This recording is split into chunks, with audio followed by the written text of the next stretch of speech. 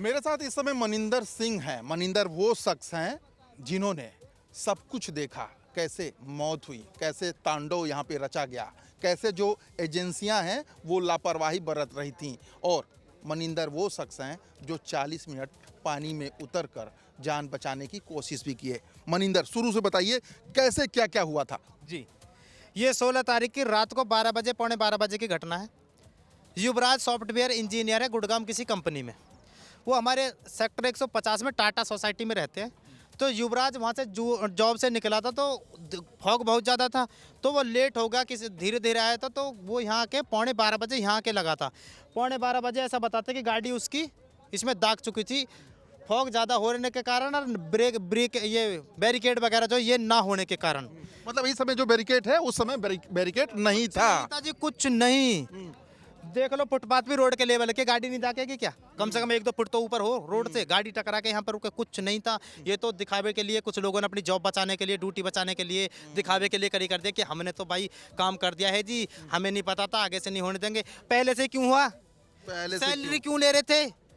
क्यों बैठे हो सिस्टम में? बिल्कुल सही बात, ये गुस्सा सबको है। लेकिन हम आपसे जो बात करेंगे उस दर्दनाक हादसे की जो उस रात गुजरी, जिसको आपने आंखों से देखा। उस समय एनडीआरएफ की टीम यहीं पे थी, फिर क्या हुआ? देखो जी, एनडीआरएफ की टीम जब मैं आता 1:40 पे 1:45 पे उस टाइम यहीं पे थी, लेकिन मुझे नहीं पता लड़का डूबने के पहले वो एनडीआरएफ नहीं, सॉरी, फायर ब्रिगेड थी, एसडीआरएफ आई थी, एनडीआरएफ नहीं आई थी। एसडीआरएफ आई थी करेक्ट 4:30 बजे। उनसे पूछा गया आप इतने लेट क्यों हैं? तो बोल रहे थे हम गाजियाबाद से आए हैं, हमें इसलिए फॉग बहुत ज़्यादा था इसलिए हम लेट हो गए हैं, इसलिए बोला गया था उनसे। ठीक है जी, कोई बात नहीं। लेकिन मेन मुद्दा तो ये है, क्या बोलते हैं, फायर ब्रिगेड वालों के पास सारी सुविधा थी, एसडीआरएफ का क्या वेट कर रहे थे? मतलब उनके पास वोट था क्या? जी, हाँ? 3/6 की वोट थी उनके पास। कोई उतरा नहीं। कोई नहीं उतरा, उस पे बैठ के और बच्चे की तरह उसे जला रहे हैं, उसका बैलेंस बढ़ रहा तो वो गिरे जा रहे हैं।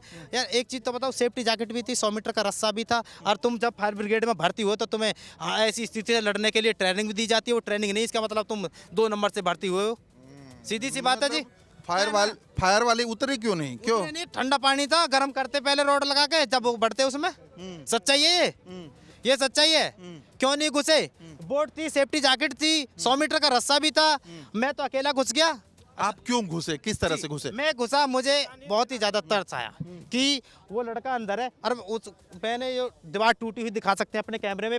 31 दिसंबर की रात को सेम मेरे सामने एक्सीडेंट हुआ था, वो ड्राइवर भी मैंने ही बचाया था जी, वो मैंने बचाया था। मैं जब यहाँ पे भीड़ लग रही थी, मैं समझ गया कि उस दिन कोई दागा था, वो ड्राइवर आज भी कोई ना कोई दाग गया, और सेम केस हुआ था, बिल्कुल सेम जगह पे दागी थे दोनों चीज। पानी में कैसे उतरे थे आप?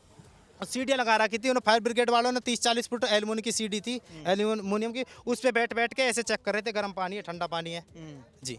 फायर वाले जो थे गर्म पानी पीने वेट कर रहे थे। एसडीआरएफ आई, फिर क्या की? एसडीआरएफ ने उसको रेस्क्यू किया था लड़के को जी। उसने ही सामने जूम करके दिखा सकते हैं, पुलिया बनी हुई है वहाँ पे, जेसीबी चली थी 1 घंटे, जेसीबी चली थी वहाँ से, उन्होंने अपनी बोट दिखाई थी, बोट वगैरह जो गाड़ी में आई थी वहाँ से दिखा के फिर एसडीआरएफ ने पूरी मेहनत करके पूरा उन्होंने रेस्क्यू किया है सबको जी।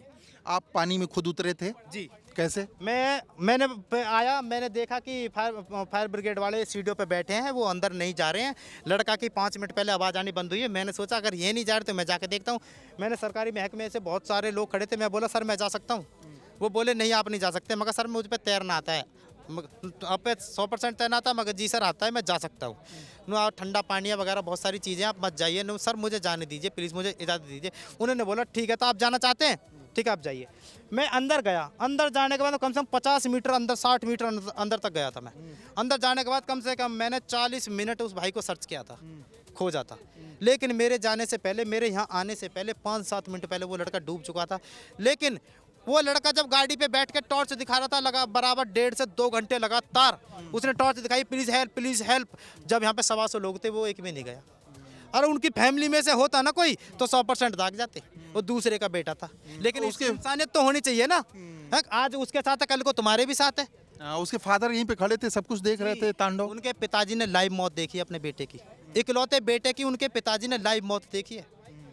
1-1.5 घंटे उनके पिताजी तो सदमे में थे, वो तो किसी से बोल नहीं रहे थे।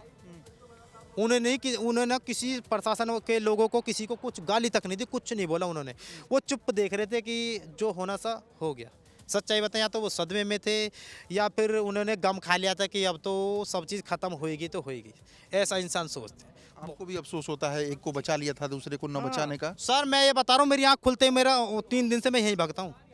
आँख खुलती है यहीं भागता हूँ कि मैं 10 मिनट लेट क्यों हुआ, क्यों हुआ, क्यों हुआ।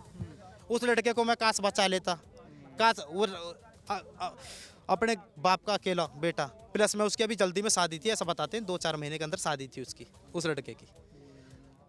पर फिर भी मैंने कोशिश की, अगर मुझसे पहले जो लोग खड़े थे वो कोशिश करते, वो लड़का मरता नहीं, बिल्कुल नहीं मरता 100%।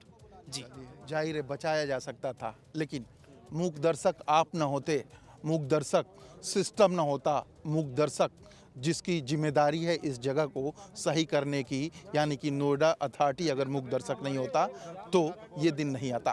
कैमरामैन भरत रावत के साथ मैं प्रशांत त्रिपाठी, लाइव टाइम्स नोएडा।